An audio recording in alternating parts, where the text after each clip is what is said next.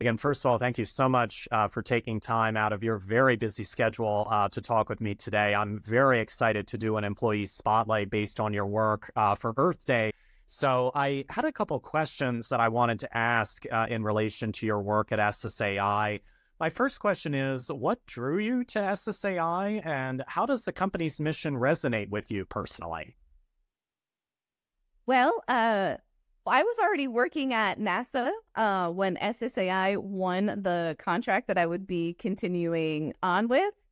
And we had a chance to meet with the president, and I just found him really personable.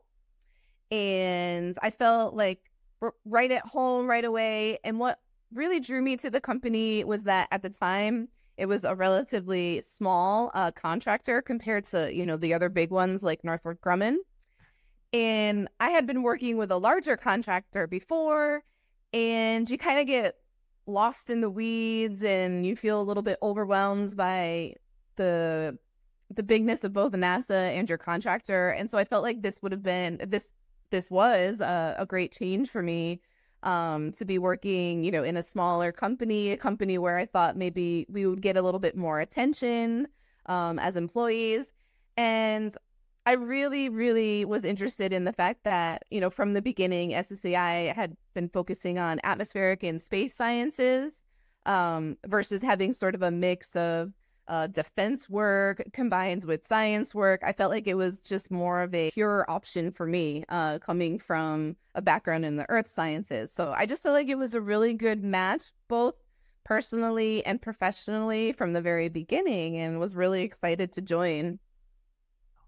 That is absolutely fantastic, Megan. And, you bring up a good point, with SSAI. We definitely are a smaller company. We're growing. We're continuing to grow, and we definitely will over these next several years. But everybody knows each other in a different capacity. And usually, depending upon the size of the company, the bigger the company, the less time and opportunity you have in order to get to know your colleagues. And I know for me personally, as a science communication specialist here, I definitely not only enjoy the work that I'm doing, but just that family feel and being able to connect with my managers and then also the company executives as well. It really brings the whole package together. Exactly. Yeah. So thank you so much for sharing your thoughts in relation to that. I really appreciate it. My next question I wanted to ask you was, what factors have contributed to your decision to work at SSAI, and how does the company support your overall professional growth and development? Mm-hmm. Well, I have to say, I feel like there's a sense of respect among all the employees, and a sense of respect between managers and the people that they oversee. I've switched managers a few times at SSAI. I've been on now for 10 years. And so I've had the chance to get to know several different managers. And I always felt like they got to know me on, somewhat of a personal level with respect, and that they cared about me as a person. And so that to me has been part of the reason why I've stayed on for as long as I have. I also feel that the management does their best to match their employees with the projects that can best highlight their interests as well as their background professionally. One thing I really appreciate with SSAI is that we can go on and continue our education. So I've done a little bit of that throughout my time at SSAI, and that's been really enriching for me personally. I also have had a chance to go to conferences and present my work and study as well at the conferences. So those experiences have been really special. And in general, there's a lot of collaboration at SSAI because we are experts in earth and space sciences. For example, if I run into an issue, I can just contact my manager and say, this is the project I'm working on, these are the technologies that I'm using, and here is my issue. And the management will go out and look for somebody with a similar background or similar project experience as you to get you that help so that you can move through debugging your issue or developing your software. And that's really special because at a bigger company, that type of like on-demand networking might not be as easy, right? Yeah, absolutely. You bring up some wonderful points in relation to, SSAI and, I actually am continuing my education as well through my time here at SSAI. I'm pursuing a graduate degree. It's a master's degree in curriculum and instruction with a STEM focus. And it's NASA affiliated. It's through the NASA Endeavor program, and it's from Adams State University out in Alamosa, Colorado. I don't know if you've heard of Adams State University. I don't think so. Oh, okay.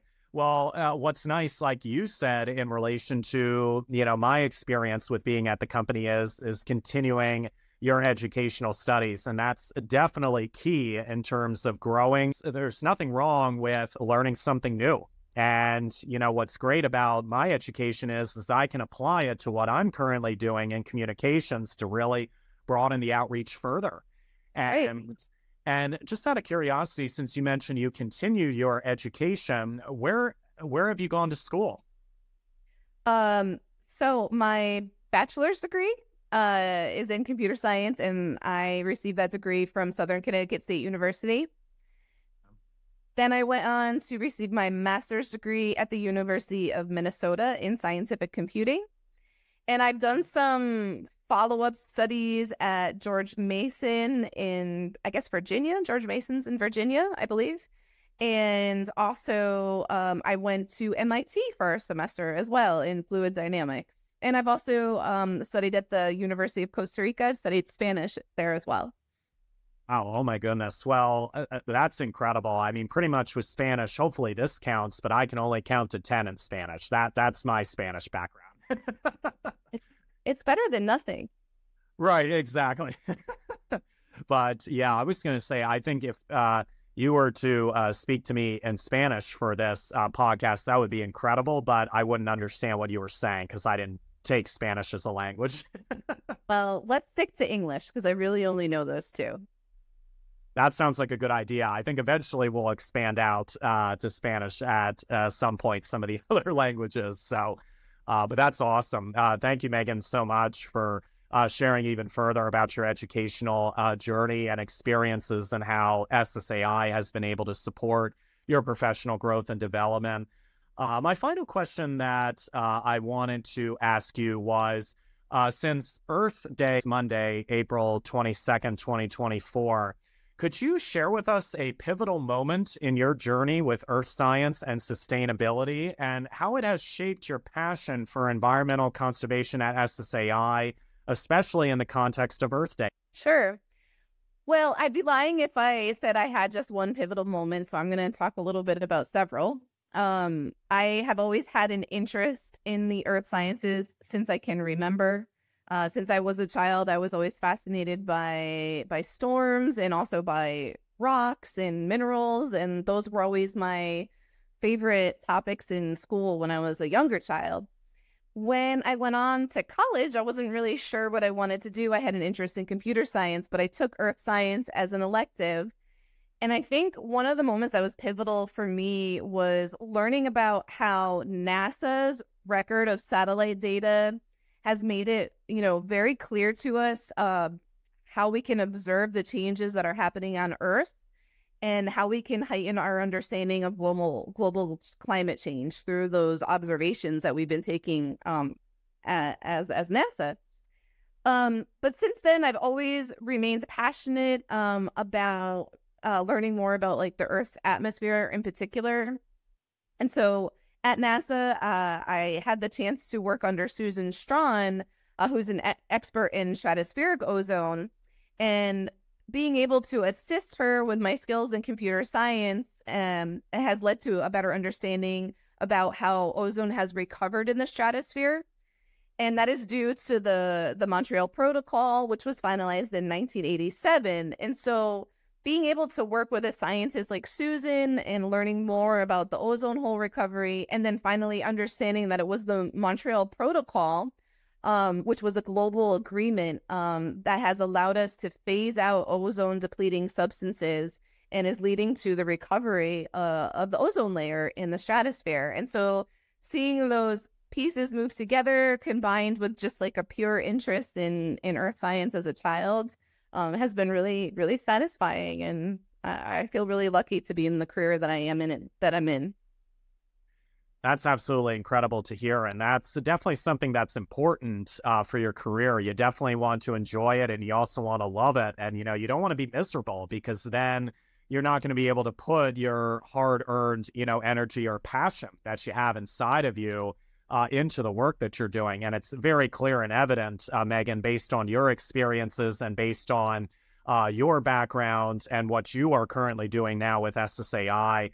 You are really making an impact and a difference globally. And I just wanted to emphasize to you that you are truly a rock star employee who has made such an impact and such a difference. And everybody is going to continue to be inspired by the great work that you are doing and contributing to. And just as a side note, when you mentioned 1987, just as a funny side note, I actually was not even born yet. I was born 9 years later.